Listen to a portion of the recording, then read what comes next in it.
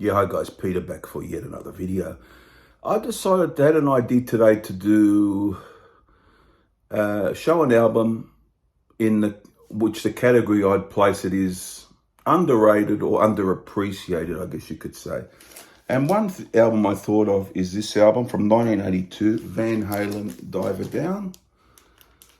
Yeah, from 1982, of course, everyone knows the band. David Lee Roth, very exciting frontman and singer. On the vocals, Eddie Van Halen, guitar and keyboards, of course. Michael Anthony on the bass, and Alex Van Halen on the drums. 12 tracks. It's not a very long album.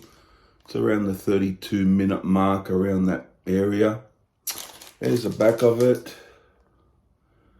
As I said, guys, 12 tracks. There they are, all the guys.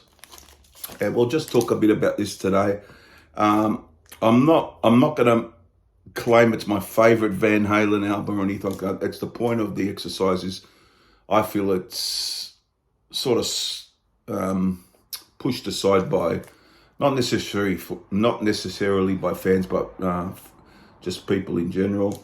So we're going to go through this, and I'll tell you what I think of it. Now, the first song is the Kinks cover, Where Have All the Good Times Gone? Quite rocking tune. I've heard the Kinks version, which is good, but this is the version I heard first, so I really love this version. A good rocking version. They give it a good treatment. And yeah, there's nothing wrong with it. I find it a catchy, good song. And yeah, to start the album. So that's a great start to the album. Then you got Hang 'em High, which is a really rocking track and really good too. I really always like this one. It just rocks out, Dave out the front there. Yeah, so even probably a better song for me. I maybe prefer it, but the first song's good, Where Have All the Good Times Gone? Hang 'em High is a great rocking number. Now, before I go any further, the problem people have with this album is the amount of covers on here. There are a few as I go through the album, but they've done quite well, and so on. So the next song is the instrumental, very nice instrumental featuring Eddie Van Halen, Cathedral. Very nice. He sort of comes and goes. It's like an interlude piece. It's very good in its own right. I like the next song, Secrets. Secrets is how would I explain it? It's very laid back sound, poppy, but catchy. And David sings this rather well. This song, I think, it's not hard rocking Van Halen at all. It's just a laid back sort of poppy tune. And I always loved Secrets. I thought it was a bit of a hidden gem on this album. Then you got Intruder, that piece. It's rather heavy, which goes into Oh Pretty Woman, which is the Roy Orbison song.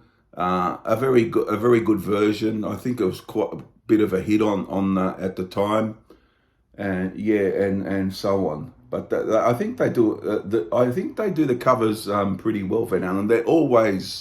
They've always had a cover on an album. They're more so on this album, but like the first what do you call it? The first couple albums had a cover, and the first one had two. So there you have it. Turn Over the Record. You got Dancing in the Street. This is a bit. This is another cover. Not as good as the other covers. It feels a bit slowed down compared to the original, and it just doesn't quite make it for me. But it's passable, I guess. So I'll give that a pass. When we got the intro to Little Guitars, which is again, Eddie is prominent in that one. It's just a short little instrumental, which goes into the song Little Guitars, which is, I would say, probably the best song on here. It's really good. It's really good. The guitar playing's excellent, as the whole band's in great form. But that, I would say, is probably my favorite song on here, Little Guitars. Always love that one. A really great Van Halen tune, that one. And then you got that Big Bad Billy Sweet Millionaire, which I believe the Van Halen boys, their father was brought in. He played, I think, clarinet on it.